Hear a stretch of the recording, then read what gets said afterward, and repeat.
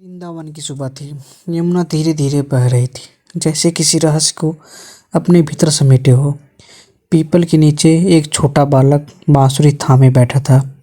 नीले आकाश सा रंग, आंखों में करुणा और होठों पर हल्की मुस्कान। यह कोई साधारण बालक नहीं था, यह श्री कृष्ण भगवान थे। कहते हैं श्री कृष्ण का जन्म जेल में हुआ, पर उन्होंने कभी खुद को कैद में नहीं रखा।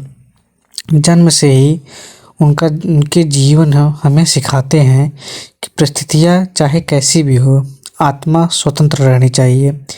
बालक कृष्ण जब गोकुल पहुँचे तो उनके छोटे छोटे कदमों में भी लीला थी। माखन चुराना केवल शरारत नहीं थी, वह सिखा रहा था कि जीवन का स्वाद चुरा कर नहीं, मुस्कुरा कर लेना चाहिए। पूतना आई विष लेकर, लेकिन भगवान कृष्ण ने उसे भी मोक्ष दिया।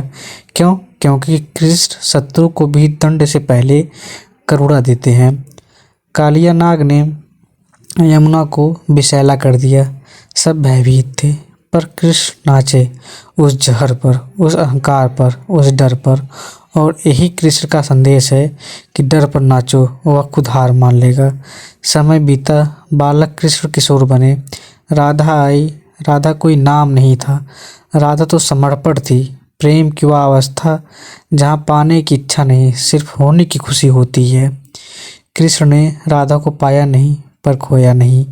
क्यों? क्योंकि सच्चा प्रेम बंधन नहीं, बोध होता है। फिर आया कुरुक्षेत्र।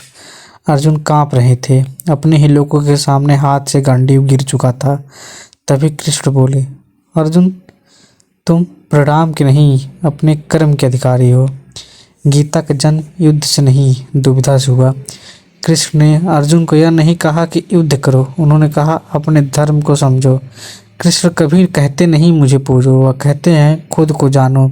यही कारण है कि कृष्ण मंदिर में नहीं, हर उस इंसान के भीतर मिलते हैं जो सवाल करता है, जो टूटकर भी उठता है, जो प्रेम करता है बिना शर्त। आज भी जब जीवन उलझ जाए, जब मन भारी हो जाए, तो आंख बंद करो, एक बांसुरी बजेगी।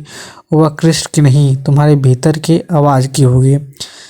तो बताइए दोस्तों, आपको ये कहानी से क्या सीख मिली है? अपना जवाब कमेंट करिए। चलिए मिलते हैं नेक्स्ट